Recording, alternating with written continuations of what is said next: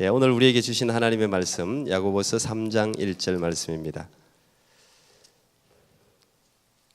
신약 성경 373쪽 야고보서 3장 1절 한 절 말씀만 보겠습니다.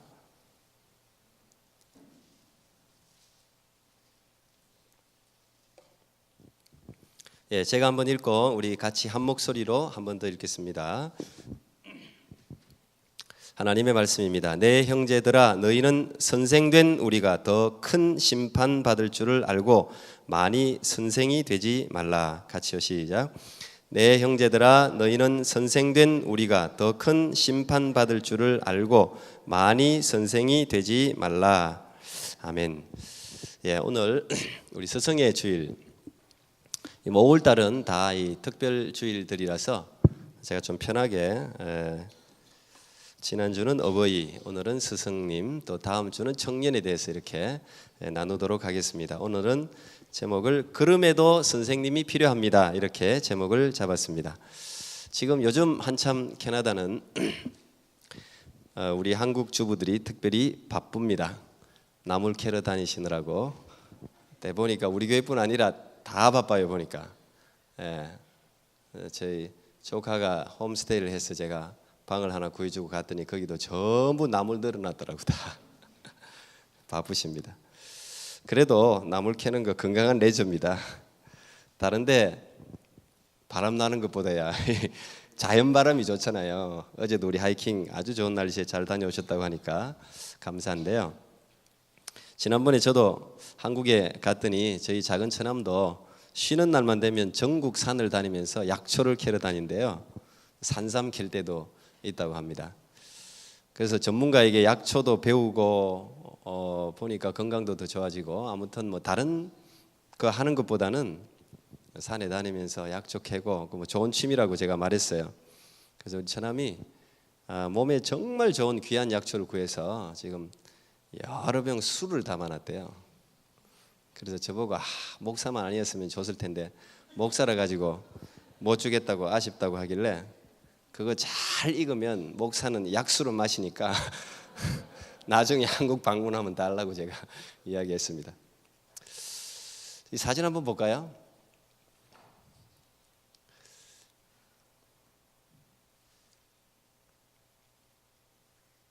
여기 어딘지 아세요? 알 리가 없죠. 우리 집 앞 텃밭인데요. 뭐 아내나 저나 다 시골 출신이라서 땅 만지는 거, 일구는 거 굉장히 좋아해요.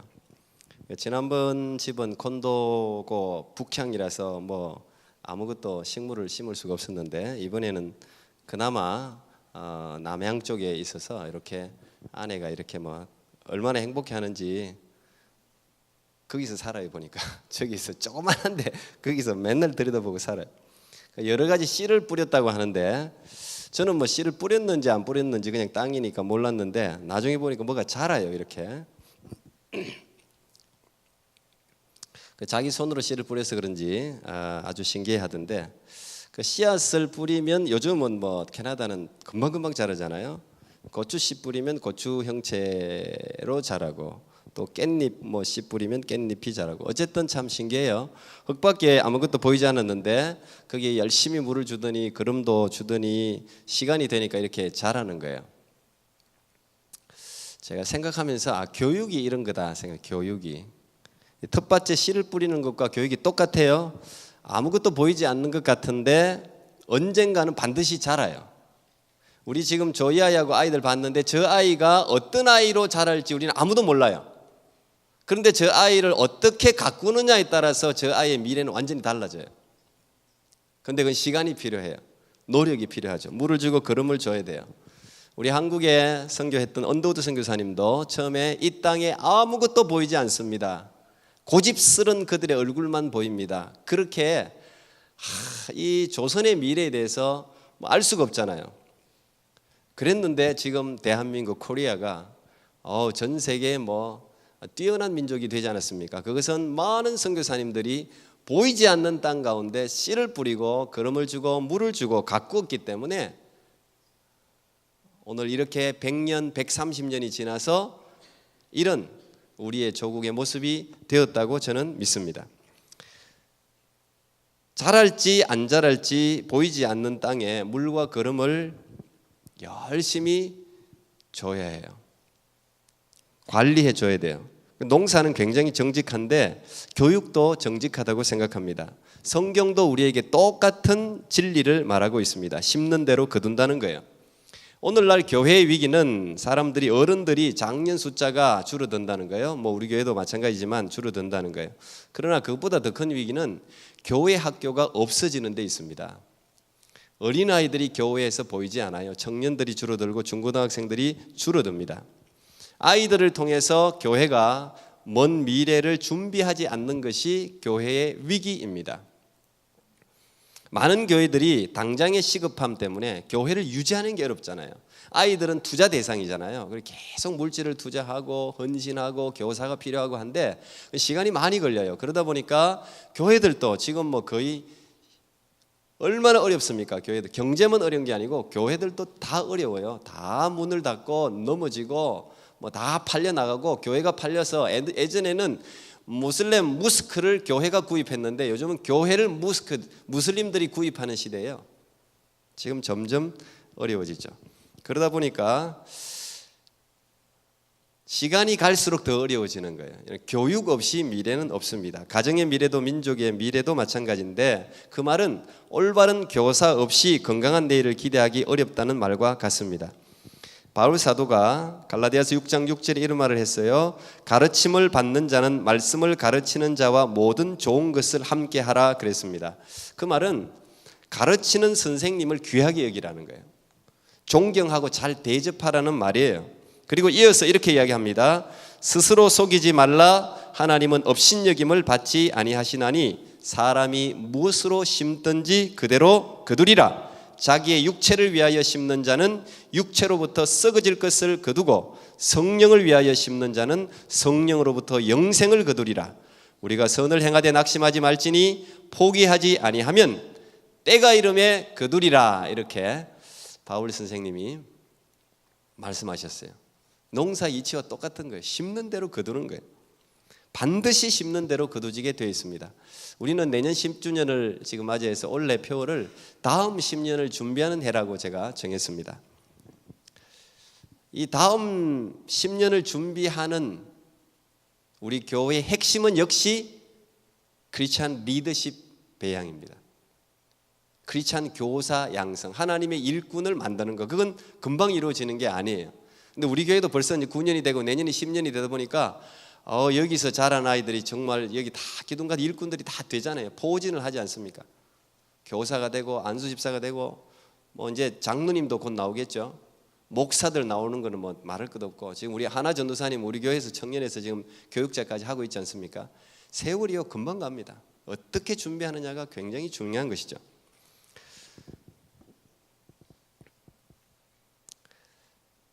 그런데 오늘 우리가 읽은 야고보 3장 1절의 야고보 사도는 많이 선생이 되지 말라 이렇게 경고하고 있어요.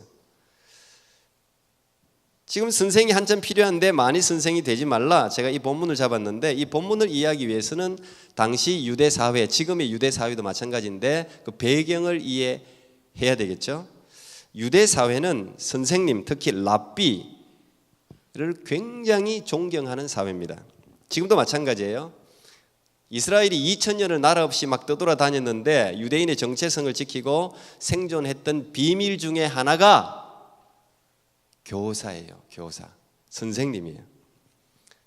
율법책은 보이는 대로 다 불태울 수 있어도 이 교사만 살아있으면, 그래서 성경은 계속 하나님의 말씀을 마음판에 새기라 그러잖아요. 마음판에 새긴 말씀이 어떻게 불태울 수 있겠어요? 마음판에 하나님의 말씀이 새겨진 사람을 우리는 많이 길러내야 되는 거죠. 그러니까 이 교사들이 있으니까 교사들이 도서관 역할을 하는 거예요. 책 없어도 성경은 구전으로 전해졌잖아요. 입에서 입으로 전해진 거 아닙니까? 다 마음속에 말씀이 있으니까 굉장히 중요한 사실이죠. 유대 교육의 근거는 율법책인 토라, 그리고 그것을 가르치는 교사 두 가지예요. 토라와 교사, 이게 유대 사회의 근간을 이루는 매우 중요한. 그래서 유대 사람들은 토라를 사랑하고 존경하듯이 토라를 가르치는 교사를 사랑하고 존경하라고 가르쳐요. 아마 이런 이야기를 많이 읽어봤을 거예요. 아버지와 교사가 감옥에 들어갔습니다. 이거 실제로 탈무드에 나오는 이야기. 아버지와 아들이 감옥에 들어갔어요. 근데 그 아들은 한 명밖에 구할 돈이 없어요. 그러면 누굴 구해야 됩니까? 한국 사회나 모든 사회들은 당연히 자기 아버지를 구하지. 근데 유대 사회는 그렇게 가르치지 않습니다. 교사를 구하라고 가르쳐요.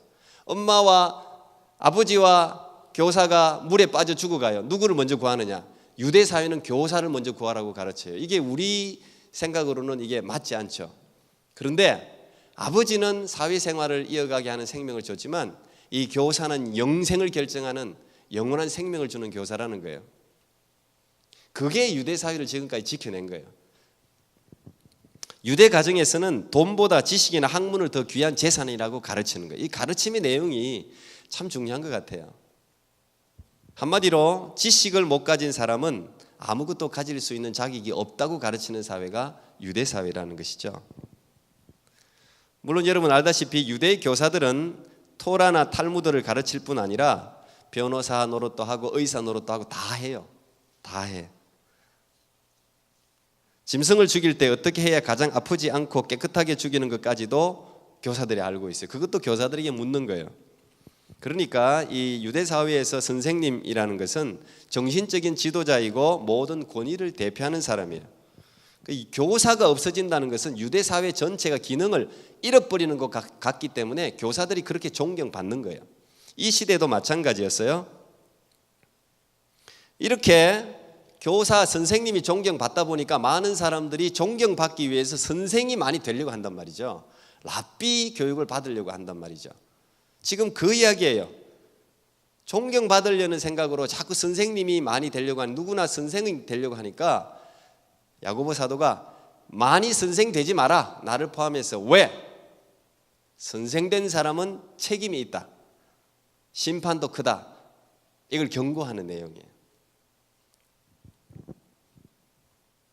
선생님의 한마디 또 선생님의 행동이 사실 자라는 아이들에게는 절대적인 영향을 주잖아요.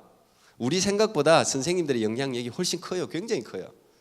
교회 학교 교사들은 일주일에 한 번 만나는데 그래도 아이들이 신앙을 유지한다는 건 기적이에요. 그건 성령의 역할이에요. 미국에서 활동 중인 피아니스트에게 어떻게 피아노를 치게 되었느냐라고 동기를 물었더니 아주 어릴 때 신부님이 계셨는데 자기 손을 보면서 야, 너 참 손가락이 정말 길고 예쁘다. 너 나중에 커서 피아니스트 하면 유명한 피아니스트 되겠다라고 이제 지나가면서 한 말이 그 아이의 가슴 속에 딱 박혀서 자기가 피아니스트에 대한 꿈을 가졌다는 거예요. 그렇구나, 내가 피아니스트가 되어야 되겠다. 그때부터 열심히 노력해서 유명한 피아니스트가 됐다는 거죠. 선생의 한마디가 중요하다는 거예요. 근데 반대로 아마 우리 여기 계신 어른들은 다 알 겁니다. 한국에서 지존파, 그래서 막 사람을 마구잡이로 죽인 살인자들이 있었잖아요. 그 지존파 중에 한 명이 최후 법정에서 이런 진술을 했다 그래요. 자기가 오늘 이 지경까지 된 것은 초등학교 때 선생님 한 명 때문에 그렇다고 말한 거예요. 초등학교 미술 시간인데 그때는 뭘 안 가져오면 참 많이 맞았어요. 저도 그런 기억이 나요. 뭘 가져오라 그러는데 안 가져오면, 미술 시간에 크레파스를 가져오라고 했는데 이 아이가 가져가질 않았답니다. 선생님이 크레파스 안 가져왔다고 너무 심하게 꾸지람하는 거예요. 그런데 자기가 크레파스를 안 가져간 이유는 선생님 말을 무시하거나 잊었어가 아니라 돈이 없어서, 크레파스 살 돈이 없어서 크레파스가 집에 없기 때문에 못 가져갔는데 그 말을 하기는 너무 부끄럽고, 없다는 말을 하기가 부끄러워서 말을 안 했는데 선생님이 계속 꾸지람을 하더래요. 그러면서 좀 강조하기 위해서 그랬겠죠. 그냥 홧김에 그랬는지 몰라도 선생님이 이렇게 말한 거예요. 선생님이 가져오라고 하면 훔쳐서라도 가져와야지, 이렇게 이야기한 거예요.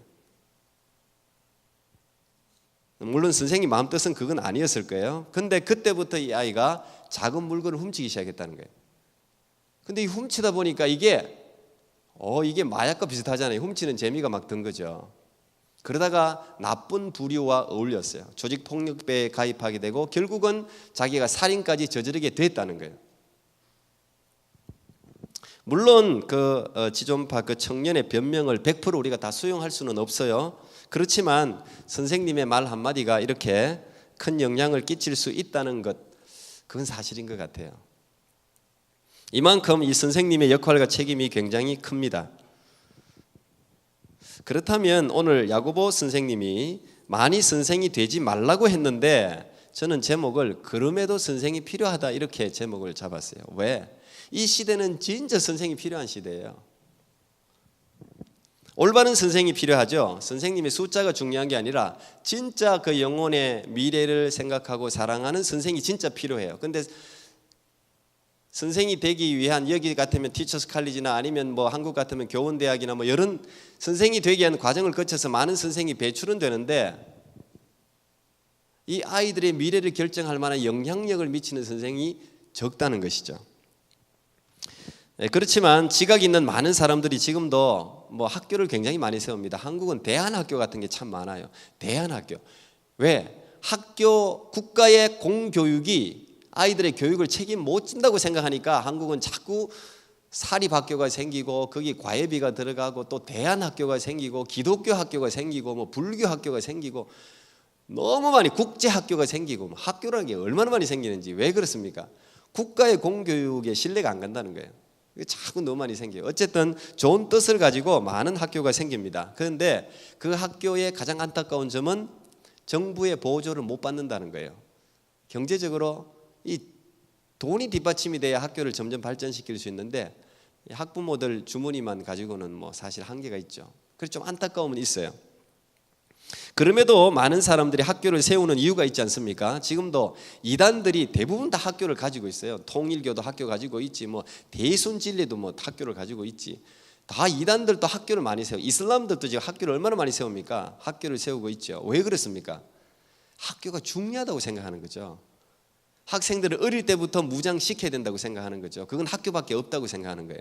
그래서 우리 교회도 우리 온두라스 박명하 선교사님이나 미얀마 뭐 조영생 선교사님이나 이런 선교사님이 다 학교를 지금 세우고 있잖아요. 초등학교, 중학교 뭐 자꾸 학교를 세워서 그 아이들에게 기독교적인 가치관을 자꾸 심는 거예요. 그게 중요하니까.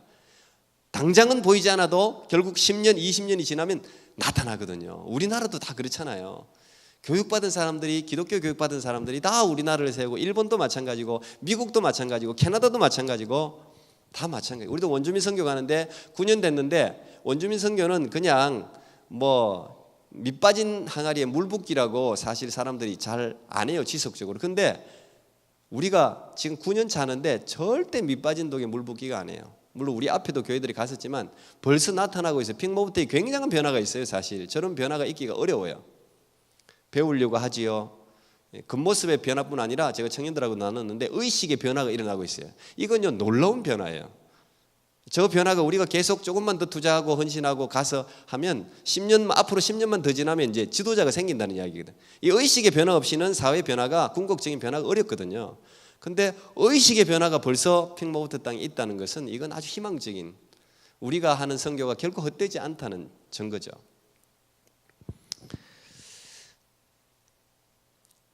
지금 우리나라도 보면 사실 뭐 가지고 있는 자원들이 없지 않습니까? 그런데 오바마 대통령이 취임하고 계속해서 한국의 교육을 보라고 자꾸 강조했었잖아요. 한국이 가진 건 없는데 그 어머니의 교육열, 어쨌든 경쟁적으로 교육하는 거 그것 때문에 한국이 이만큼 자랐다고 판단하는 거 아니겠어요? 교육열이 굉장하죠. 우리가 일본의 나라를 빼앗겼을 때도 마찬가지입니다. 그때 의식화 시키려고 하고 뭐 모든 걸 말살하려고 했지만 그나마 한국이 정체성을 가지고 있었던 것은 그 식민지 하에서도 학교들이 있었어요. 여러분들이 잘 아는 이 교육을 가장 많이 강조한 분 치면 우리가 안창호 선생이 많이 이야기하는데 대성학교라든지 오산학교라든지 이 기독교 학교들이 굉장히 많지 않습니까? 그 학교들을 통해서 배출될 인물들이 우리나라를 지금까지 지켜낸 거예요. 그중에 제가 오늘 한 명만 소개하고 싶은데요. 남강 이성훈 선생님입니다. 왜 제가 이분을 소개하려고 하나 하면 다른 분들은 안창호 선생님이나 이런 분들은 뭐 일찍부터 교육에 눈을 뜨고 미국에서 교육도 받고 뭐 참 뛰어난 분들이에요. 그런데 이분은 그냥 장사꾼이에요. 11살 때부터 해가지고 가난하니까 녹그릇 그냥 팔고 거기서 배워가지고 자기가 스스로 회사 차려가지고 각 거부가 됐어요. 물론 이제 이 청일 전쟁이나 여러 가지 뭐 국가적인 사태 때문에 다 망하긴 했지만 그러나 이분이 그 어려운 시대를 겪고 돈에 눈이 떴지 않습니까? 돈을 많이 모아서 거부도 되었고. 근데 이분이 안창호 선생님의 강연에서 우리로 치면은 은혜를 받는 거예요. 그 연설을 듣고 교육으로 백성을 깨우지 않으면 나라의 독립이 있을 수 없다는 1907년에 안창호 선생님의 그 교육 말씀을 듣고 충격을 받았어요. 그리고 바로 결심했어요. 저는 참 이게 중요하다고 생각합니다. 많은 말을, 아무리 좋은 말을 많이 들어도 결심이 없고 변화가 없으면 아무 필요 없는 거예요. 한 귀로 듣고 한 귀로 흘리면. 근데 이분은 안창호 선생님의 말을 듣고 세 가지를 결심했습니다. 첫째, 상투를 잘랐어요. 상투를 자르고 술, 담배를 끊었습니다. 두 번째, 기독교를 받아들이고 자기 고향에 오산 교회를 세웠어요. 세 번째, 국민교육의 절대 필요성을 느끼고 오산 학교를 세웁니다. 자기 사재, 전 재산, 자기가 벌었던 돈을 다 투자해가지고 학교 세웠어요. 그게 오산 학교입니다.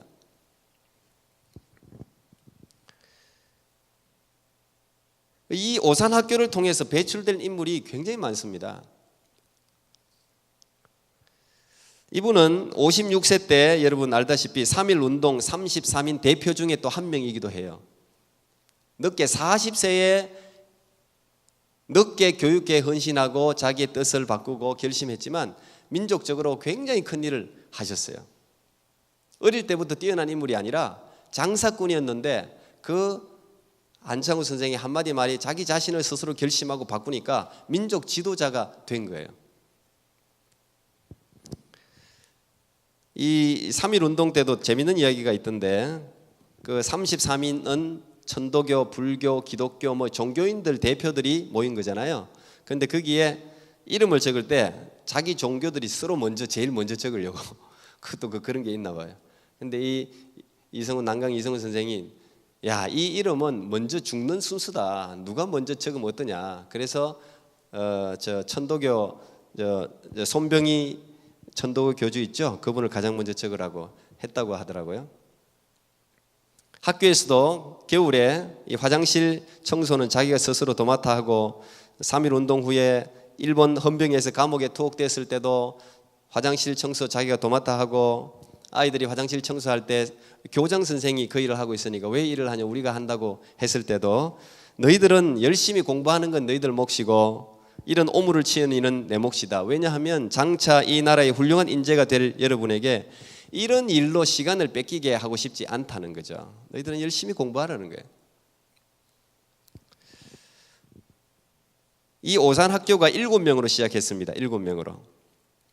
그게 오산 학교 출신들이 엄청나게 많지만 그중에 여러분들이 들어서 기억할 만한 이름들 시인, 김억, 김소월 오산 학교 출신입니다. 그 다음에 뭐 소 그림으로 유명한 화가 이중섭 오산학교 출신입니다. 그 다음 교육가이며 독립운동가였던 조당 조만식 선생 오산학교 출신입니다. 나중에 이 오산학교 교장 선생님이 되죠. 그 다음에 목회자 주기철 목사님 오산학교 출신입니다. 한경직 목사님 오산학교 출신입니다. 그 다음에 유명한 사상가 함석헌 씨 오산학교 출신입니다. 여러분 그분이 자기 사제를 들어서 그 식민지 시대에도 이 학교를 세우고 먼 미래를 두고 자기 자신을 헌신할 뿐 아니라 물질을 헌신하고 시간을 투자했기에 이 민족적인 지도자가 일어나서 이 대한민국이 지금 저렇게 건재한 거예요. 교육은 이런 거예요. 눈에 보이지 않지만 맨 땅에 씨를 뿌리 놓으면 그걸 물 주고 거름 주고 가꾸면 자라듯이 교육이 그런 거예요. 여러분 자녀들도 금방 크잖아요. 준윈드, 어유 다인하고 이 금방 컸잖아요. 이렇게 훌륭한 청년이 되어서 앉아 있지 않습니까? 우리 교회가 비록 연약하고 작지만 저는 우리 교회에서 한 사람이라도 하나님이 기뻐하는 한 사람을 우리가 키워낸다면 저는 우리 교회 사명을 다했다고 생각합니다. 어른들이 눈물로 기도하고 심어주고 우리 교회는 참 어린 아이들을 그래도 많이 격려하는 교회예요. 전 정말 그런 교회라고 생각해요. 진심으로. 저는 그것이 결코 나중에 헛되지 않을 것이라고 생각하고 그럼에도 불구하고 많이 선생이 되면 책임이 있지만 그럼에도 불구하고 절실히 선생이 필요한 이 시대에 여러분 교육에 더욱더 우리가 기도하고 신경 쓰고 특별히 이 스승의 주일을 맞아서 저는 최초의 교사인 어머니들을 격려하고 싶어요. 유대인 교육의 핵심도 어머니가 교사이기 때문에 가능한 거예요. 어머니들이 굉장히 중요한 거예요. 여러분들 힘들고 어렵겠지만 여러분들의 수고와 헌신 때문에 아이들이 잘 자라고 있다는 것에 위로받으십시오. 그리고 우리 교회 학교 선생님들 격려하고 싶어요. 정말 바쁜데 아이들이, 이 청년들이 이렇게 열심히 아이들을 가르쳐 주기 때문에, 사실 여러분 물어보세요. 아까 동영상에 나왔잖아요. 교사들이 울어요. 속상해가지고 애들 말 안 듣는다고 마음대로 안 되잖아요. 그건 그만큼 사랑한다는 이야기죠. 우리 교사들을 통해서 그래도 우리 교회, 이 교회 학교에서 이 나라의 미래, 하나님의 나라의 미래들이 자라고 있다는데 자부심을 가지고 교사 역할을 잘 감당해 주기를 또 부탁드립니다. 우리 모든 선생님들 격려하고 우리 모든 학부모님들 격려하고 이 스승의 주의를 통해서 우리의 위대한 선생님들을 한 번 더 생각하고 이 캐나다 학교 교사들을 위해서, 캐나다의 교육부를 위해서 우리가 함께 기도하는 여러분 모두가 되기를 축복합니다. 기도하겠습니다. 하나님 감사합니다. 오늘 스승의 주일 이렇게 우리 선생님들을 격려하고 이 선생의 중요성을 한 번 더 생각하게 해 주셔서 감사합니다. 여기 있는 우리들도 누군가 선생님의 영향으로 여기까지 왔습니다. 하나님, 선생으로 서 있는 많은 선생님들을 격려해 주시고 특별히 최초의 선생이신 어머니와 또 아버지를 주님 격려해 주시고 지혜를 더하시고 함께 하셔서 하나님의 귀한 자녀들을 하나님의 귀한 일꾼으로 길러내기에 부족함이 없도록 도와주옵소서. 우리 교회학교 선생님들도 주님 굳세게 붙들어 주시고 저들의 역할이 얼마나 소중함을 다시 한번 기억할 수 있도록 우리 모든 교육자들에게도 격려와 위로가 있게 해 주옵소서. 예수님 이름으로 기도하옵나이다. 아멘.